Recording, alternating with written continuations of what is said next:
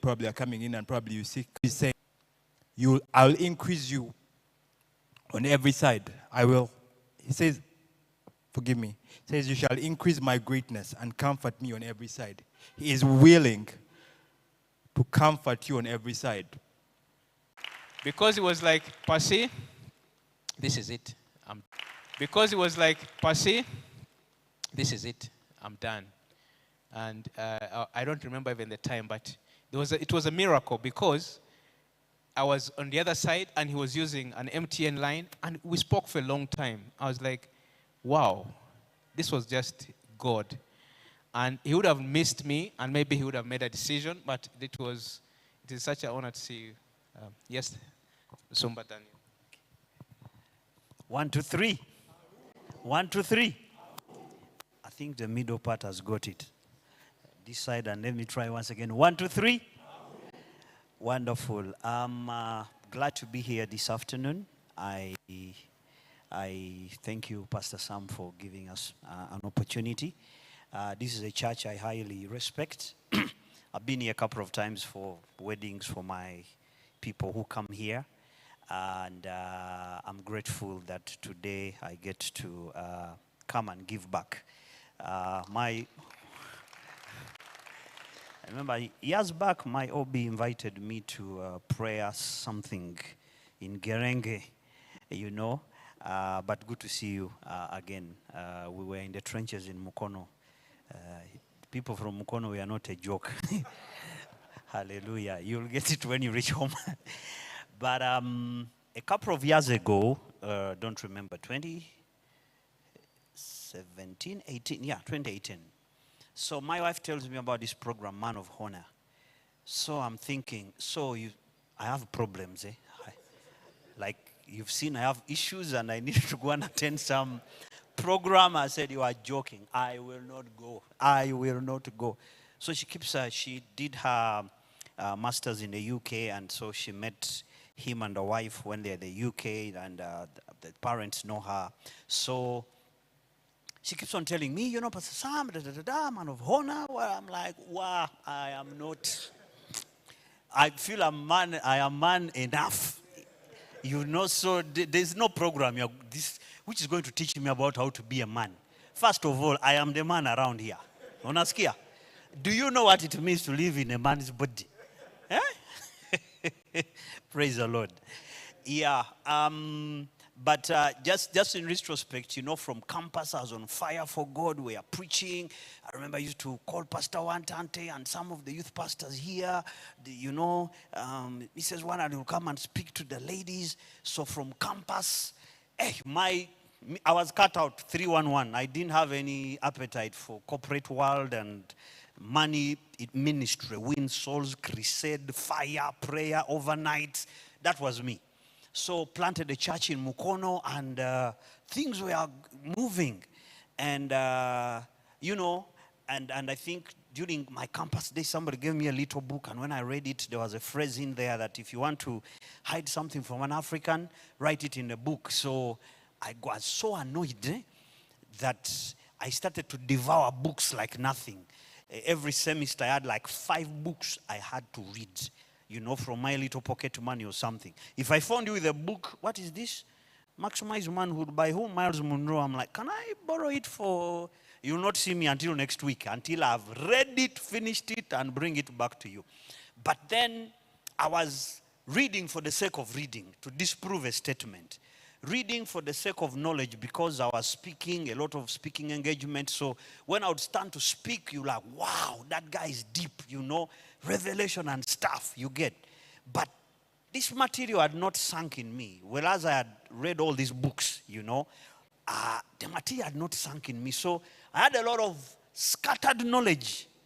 But, you know, wisdom is the application of knowledge. The application of it. I had gaps here and there.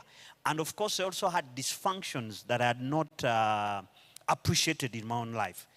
Because of the dysfunctions, I kept so busy. I was in the limelight, organized. Everything to be organized in church fellowship, I was the man.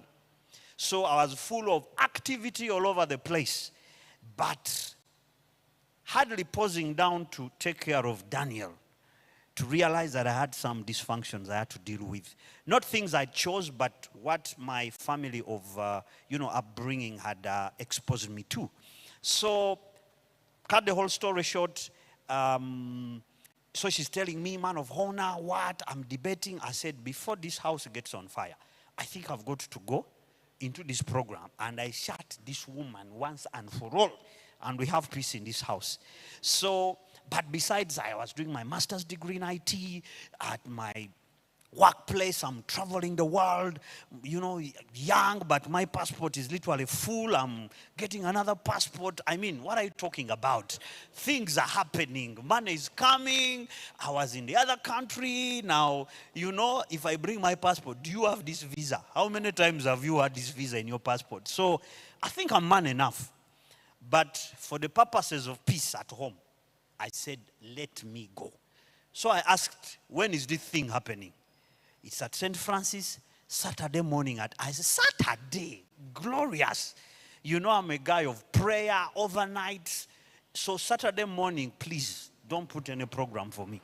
Because I am resting, So finally, I make it to St. Francis and I go through this program. The rest is history. I was, and as men, when somebody is standing to speak, you are like, who is he? You peep the parking. Which car is he driving? I want to first hear your credentials. Like, I have a PhD in what? I've been where? Like, you first where? Like, what are you talking about? You don't know me, So, those are some of the first shocks I got. And there were very high, credible guys who came. Some were fellow, others were young people, others were campusers. We start to break out in groups. Guys shared stuff. I'm like, huh? On the first day, I'm like, I'm not talking anything. Second day, I'm like, kumbe people are struggling like this. Me, I was quiet with my own stuff until finally I could go back home telling my wife, hey, because we have a creed, if I can only tell you what these men are going through. And I had detached myself from the program. I'm going through for you, but those men, what they are going through is quite hard. But in the middle of the program, my dad passes on. I go for burial and I come back. And that's my passionate area of father wounds and stuff like that, because it was so heavy in my life. So I got stuck.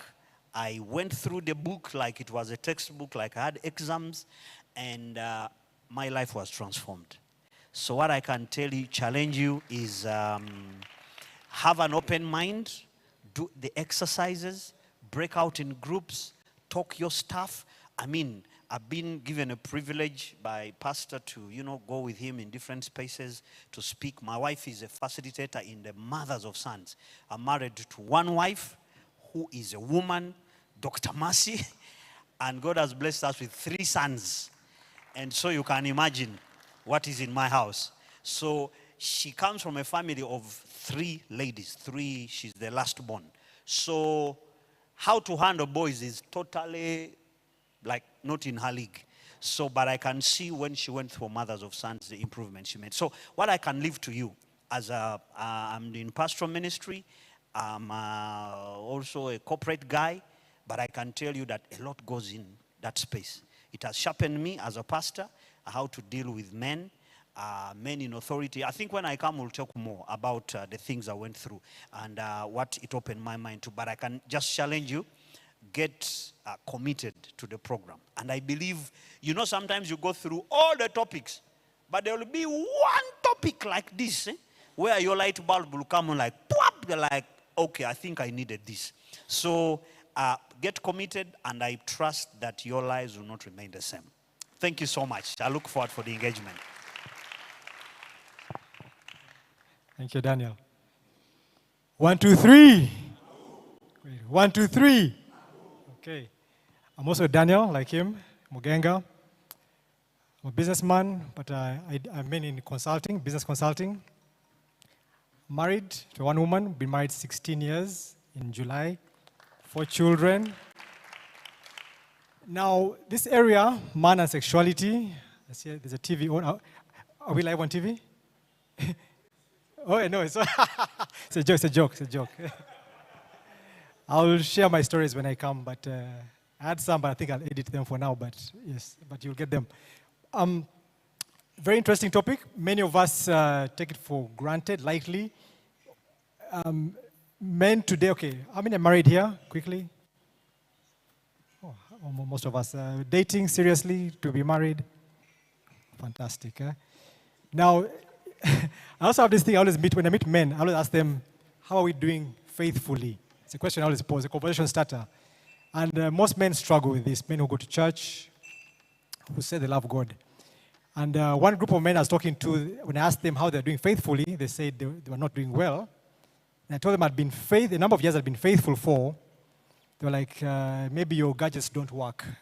You can't be that committed to one woman without having a side dish. And hallelujah, my wife can testify that my gadgets work very well. I'm very faithful to my wife. But faithfulness is possible. But men who have been corrupted, how? As growing up, the people we emulate, the people we admire are players in school. Men who have, the real man is the one who has the 2 wives, the 3 wives. That's the one we call the real man. So in a way, it kind of subconsciously corrupts us. So we need to be aware. If, not to call any names out here, we've had church leaders, recently our church, the former leader of our church, had an episode. If it can happen to someone like that, how about us? Something we need to be very careful about. There's a judge who passed away recently, and on his funeral, they said 20 women came. Besides the 6 children he has, 20 women came with 33 children. So you can imagine. So what legacy is that? I recently buried a friend's dad, and they're doing a census of the assets. And found that 2 of the assets had been given out to the side dishes. Now you wondered, am I mourning? Am I angry? So what legacy are we living?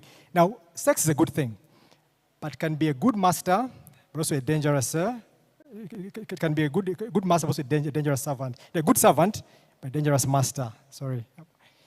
Now, fire can make delicious food, can keep us warm on a cold day like this, but fire can also burn down a building as beautiful as this. So if we do not master this aspect of our lives, it can actually destroy us and make us live a very unworthy legacy. So I'd like to share my story. It's an area I struggled with, and thank God I've overcome it. Before I came to this program, I felt I'd overcome it, and Pastor Sam kept insisting, come for man of honor. I felt, what more can I learn about being a man? Same thing as Daniel has said. But when I came in just to satisfy him. We're family friends. His wife is a good friend of ours. Our children are friends. I found out an aspect of my life that I had not dealt with wounds. I grew up in a home with a father and mother, but I had father wounds. And that actually played out in some of the ways or the habits I was engaged in. So as Mr. Daniel said, light bulb moment will hit you, and it will be transformative. So I've been committed. I also serve with boys to men, because if we can catch them young and help them not make the mistakes that some of us have made, so I encourage you to do it. I'll share more about us. And pornography is another issue where men struggle with. And I'll give you some formulas that are working to keep me, and some other people, how they're managing to keep in that track. So yeah, I encourage you to do it. I look forward to seeing you week 5 when I'm talking about man and sexuality. God bless you. Awesome. Friends, the statistics that Daniel is talking about, by the Daniel is one of the 3 men I have. I have 3 men that we meet every first Friday of the month. At times the phones are switched off and we talk for at least 8 hours. Yes. So this guy knows a lot about me. My bedroom issues, my struggles financially. He's one of my confidant. So I have 3 men. I started it in the first place. We could meet and it was only me talking. It was only me talking. The first time, the second time, the third time, they're like, this man is benefiting. We give him advice and he leaves the place when he's full. Man, these people now also start sharing. When we start, our wives are now planning to also start meeting. They're like, you guys when you meet. But he's one of my confidants. I have 3 men that we meet and talk. We just take off the phones every first Friday of the month. This Friday we are looking forward just to take off our phones and talk. Yeah, so we accumulate our issues for 1 month. Then when we meet, we download and pray. So Daniel is one of those men. So Daniel, I appreciate you. Thank you so much for standing. Right. Friends, the statistics in Kampala are so staggering, especially on sexuality. In church, 3 out of 5 men are watching pornography in church. That's how bad it is. Fatherhood is another thing altogether. So the thing is, it's real. What we're talking about is real. Now, men, there's something that they always say. I think we shall do that icebreaker on Monday when I come. There's an icebreaker which they say that women can multitask more than men. Remind me when I come on Monday, and we do that icebreaker. That women can multitask. They can be talking, eating, and doing other things. A typical village woman, she'll have a baby on her back. She'll be having clothes on the line, have some grains under the sun or wherever it is, but at the same time, know that my husband is also, he needs help. I need to do X, Y, Z. But men, we can't do that. For them, for us, we are linear. For them, they are, what's that word? The English word. It eludes me. But yes, that's it. I've caught myself so many times. I can be typing. My wife is talking. Then she says, you understood? I'm like, huh? What's that? So I strongly believe it's so. So even as you eat, hope you'll multitask and listen to this even as we share. So I wanted to help us, to divide us into small groups so that on Monday, when we meet, we know who are our leaders. And also I wanted to ask, do we have people who want to volunteer to lead the groups? Yes, by show of hands. Those are 3, 4. Yes, we're going to meet on Thursday, 5, 6. Yes, we have about 7 people. Okay, you shall just stay behind so that we have a talk. And then as the men go, hope you will not be in a hurry. Or you can leave your name behind so that we talk. There is a small book that you'll need to have, this one here, so that you guide the men to go through the book with this. So, and then there are some things that I would like to hear from you, because you can only give what you have. So if you're struggling with issues that men are also struggling with, it's a good thing because no one is perfect. No one is perfect. Even myself here, I have my own issues that I'm struggling with as a man. And that's one thing that we need to understand, that as men, we have to be real, because we are real men with real issues before a real God. And that's how we get our healing. Because many men are wearing masks. And God has designed us as men that we can only, God has designed us in a way that, I think that's why he created Adam first. Adam is in charge, right? God has created us to be in charge. Many times when we are not in charge, we feel let down. But the truth is, we need to be in charge with honesty, being real and authentic as men. Because many men are wearing masks. And it's later that you realize, oh, this guy, he was fake. He was a fake pastor. He was a fake administrator. He was wearing a mask. So men, even as we go through this, let us walk with each other, hold each other's hand, and we shall be better men, right? So there's a group there that are already settled. I don't know if there are some people who have gone for tea, but I would like us to just, if you're 10, you could be group 1 or company 1. Are you 10? The men here, are you 10? 1, 2, 3, 4, 5, 6, 7, 8, 9, 10, 11. You're 10? So can I call you company 1? And somebody raised their hand as a leader there. Okay. So you're going to lead that group. If you can get a piece of paper, write down those men that are behind you. Those are your disciples. Those are your disciples. Here, we're going to have 1, 2, 3, 4, 5, 6, 7, 8, 9, 10. The man with a cape on this side. Sorry, I don't know your names yet. Amos. You're going to, who's going to, somebody raise their hand. You're going to, these are your disciples. So make sure you have them on your names. There are some men behind there. Like I said, men, we're going to multitask as we do this. I know so many men struggle with multitasking, but we're going to multitask. So are you anywhere?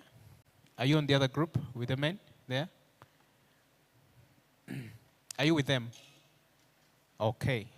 All right. So we have, this is going to be group company 2. Company 2. I need to create company 3 there. Okay. Please don't be offended if I point a finger at you. But the gentleman here, the 4 of you, plus this gentleman here, up to here. Up to here. You're on this side. Can I have one of you just to lead the group? Sorry?